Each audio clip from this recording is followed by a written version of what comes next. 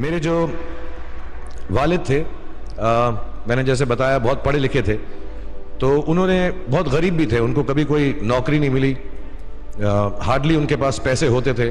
जो भी बिजनेस उन्होंने शुरू किया, इतनी तालीम हासिल करने के बाद भी वो फेलियर ही रहा। लेकिन उन्होंने बहुत प्यार दिया, और क्योंकि उनके पास पैसे नहीं होते थे तो मेरे हर जन्मदिन पे अपनी कोई पुरानी चीज मुझको दे दिया करते थे। तो पहली पुरानी चीज जो, और बहुत बड़ा चढ़ा के उर्दू में अच्छे अच्छे अल्फाज यूज करके मुझे इंप्रेस करते थे कि बहुत अच्छा प्रेजेंट दिया है मुझको। तो वो मुझे पहली चीज उन्होंने मुझे, ये मैं हर जगह पर बोलता हूँ, स्कूल के बच्चों के फंक्शन पे, येल यूनिवर्सिटी में, एडिनबरा में, क्योंकि आप लोग सब अपनी लाइफ के उस थ्रेशोल्ड पे हैं जहां से आपको कामयाबी हासिल करनी है इंशाल्लाह। सो पहली चीज जो उन्होंने मुझे दी थी, उन्होंने मुझे अपना शतरंज का सेट दिया था, टूटा फूटा सा। वो शतरंज हर रोज खेलते थे। हनुमान मंदिर के जो हेड प्रीस्ट थे, पंडित थे, उनके साथ रात को जाके मेरे वालिद जो हैं शतरंज खेलते थे। और उन्होंने मुझे कहा कि शतरंज से आप जिंदगी के बारे में बहुत कुछ चीजें सीख सकते हैं। पहली ये कि कोऑपरेशन और साथ मिलजुल कर काम कैसे करना है।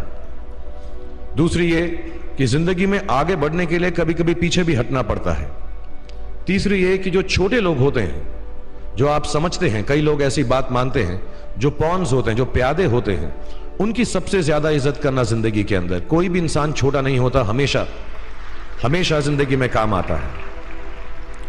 और कामयाबी हासिल करने के लिए आखिरी बात शतरंज ये सिखाती है हमको कि कभी कभी जिस चीज से सबसे ज्यादा लगाव होता है, जैसे रानी से अमूमन हो जाता है, कभी कभी उसे भी सैक्रिफाइस करना पड़ता है आगे बढ़ने के लिए।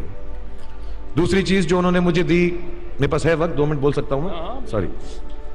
दूसरी चीज जो उन्होंने मुझे दी थी, वो एक टाइपराइटर दिया था। आज के जमाने में आई डोंट थिंक किसी को, बहुत सारे बच्चे होंगे यहाँ पे जिनको मालूम भी नहीं होगा टाइपराइटर कैसा लगता है। अब सब कंप्यूटर पे काम करते हैं। तो टाइपराइटर के ऊपर जब आदमी लिखता है और अगर गलत लिखता है तो उसको मिटाने में बहुत तकलीफ होती है। So you have to be very diligent, बहुत ध्यान से लिखना पड़ता है। हम गलती नहीं कर सकते। और टाइपेक्स यूज करते थे टाइप को निकालने के लिए, कभी उंगली फंस जाती थी उसकी कीज के बीच में, मगर बहुत मेहनत से, बहुत डिलिजेंस से काम करना पड़ता था। तो जब मैं उस पर टाइपिंग सीखा स्कूल में कॉमर्स करते वक्त, so the only thing I realize is that practice makes you perfect. तो जो भी काम आप जिंदगी में करें उसको डिलिजेंस से करें, ऐसा करें कि कोई गलती ना हो, अपना पूरा दिमाग लगाकर करें, सोच समझ कर करें। ऐसे करें कि यह काम जिंदगी में आपका पहला काम है और इसके बाद आपको मौका नहीं मिलेगा, और शायद यह काम आपका जिंदगी का आखिरी काम है, इसके बाद फिर मौका नहीं मिलेगा। So do it with that kind of diligence. तीसरी चीज उन्होंने मुझे कैमरा दी थी, क्योंकि बहुत गरीब थे, वो कैमरा चलता नहीं था बिल्कुल भी, सिर्फ उसके व्यू फाइंडर से बड़ी अच्छी अच्छी तस्वीरें दिख जाती थी, लेकिन खिंचती बिल्कुल भी नहीं थी। और इससे मुझे उन्होंने सीख दी कि जो हमारी क्रिएटिविटी होती है, हम जो भी, कभी कभी हमारी हॉबी होती है, कभी कभी हमारा उससे प्यार होता है, लेकिन हम उसको अपनी नौकरी नहीं बना सकते, अपना काम नहीं बना सकते। बहुत कम लोग ऐसे फॉर्चुनेट होते हैं जैसे मैं हूं कि जो मेरी हॉबी थी, जिस चीज से मुझे प्यार था, कलाकारी से, एक्टिंग से, वो मेरा पेशा भी बन गया। अमूमन ऐसा होता नहीं है। लेकिन जो हमारी कला है, चाहे वो पोएट्री है, चाहे वो लिखना है, चाहे वो पेंटिंग है, चाहे जो भी चीज, गाना है, अकेले में गाना है, हमारी क्रिएटिविटी जरूरी नहीं है कि दुनिया एक्सेप्ट करे। जैसे उस कैमरा की तस्वीरें दिखती नहीं है, लेकिन उसमें देखने से खूबसूरत लगता है हर कुछ, वैसे ही आपकी जो क्रिएटिविटी है वो अपने लिए रखें। क्योंकि जिंदगी में कभी ना कभी, कहीं ना कभी ऐसा मुकाम आएगा जब आप बहुत अकेला फील करेंगे।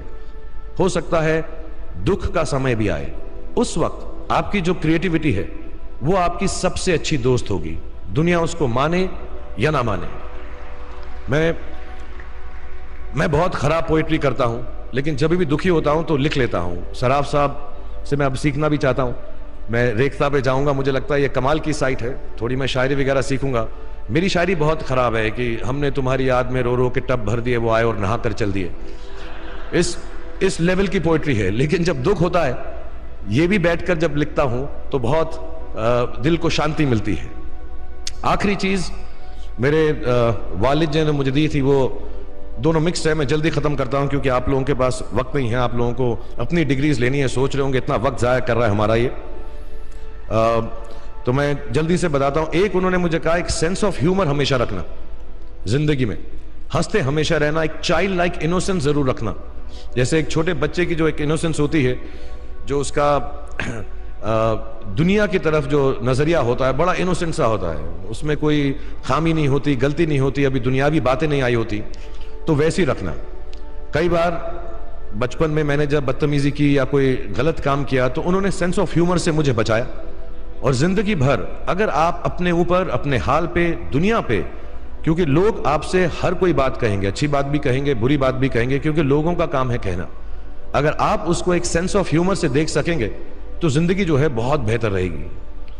And last not the least, what my father gave me, what my mother gave me and what your parents have given you, आपके जो पेरेंट्स हैं जो आपको दिया है, वो सबसे बड़ी गिफ्ट है, गिफ्ट ऑफ लाइफ। जिंदगी की जो जिंदगी एक खुद ही सबसे बड़ा तोहफा है हमारी जिंदगी, और उसको वैसे ही ट्रीट कीजिए। जिंदगी के अंदर जो भी मुकाम आए, जैसी भी चीजें हो, अच्छा हो बुरा हो, कभी अंधेरा हो कभी उजाला हो, हर चीज को रिस्पेक्ट कीजिए और जिंदगी में ग्रेस रखिए हर इंसान की तरफ। हर इंसान जो भी आपसे जो भी बात करेगा वो अपनी मुसीबत के हिसाब से करेगा, अपनी हैसियत के हिसाब से करेगा, कभी गलत बात भी बोलेगा, ऊंची बात भी बोलेगा। जब आप काम करेंगे, जब आप बड़ी बड़ी कंपनीज के अंदर नौकरी हासिल करेंगे, आपका हमेशा झगड़ा रहेगा, जो मेरा जूनियर है वो ऐसी बात करता है, मेरा सीनियर जो है ऐसी बात करता है। लेकिन सब जो हैं जिंदगी से जूझ रहे हैं, इस जिंदगी में कुछ बनने की कोशिश कर रहे हैं। सो वो ग्रेस जो है, वो लीवे जो है, हर किसी को दीजिएगा जो आपके साथी हैं, जो आपके साथ साथ काम कर रहे हैं, जो आपका साथ काम नहीं भी कर रहे और जो आपका साथ नहीं भी दे रहे। ग्रेस से बड़ी चीज आप जिंदगी को वापस नहीं लौटा सकते। ये 4-5 चीजें याद रखिएगा। याद रखिएगा, नहीं रहे तो कोई बात नहीं। आप लोग बहुत कुछ अभी इस जगह पर इल्म हासिल कर चुके हैं और मुझे उम्मीद है और मुझे यकीन है कि आप जो भी करेंगे जिंदगी में बहुत कामयाब होंगे। और फिर से मैं मौलाना आज़ाद नेशनल उर्दू यूनिवर्सिटी का शुक्रिया अदा करना चाहूंगा कि मुझे यहां पर बुलाया, आपसे मुखातिब होने का मौका दिया। थैंक यू वेरी मच, बहुत बहुत शुक्रिया। और आप, मुझे मालूम है कुछ टीचर्स जो होंगे यहां पर बैठे होंगे जो आपके फेवरेट नहीं भी हैं, जो बहुत स्ट्रिक्ट होंगे, डांटते भी होंगे आपको, उनको सबसे ज्यादा याद रखिएगा जब आप इस यूनिवर्सिटी से बाहर जाएंगे, क्योंकि जो सबसे ज्यादा टीचर आपसे स्ट्रिक्ट थे वो एक्चुअली सबसे ज्यादा आपसे प्यार करते थे।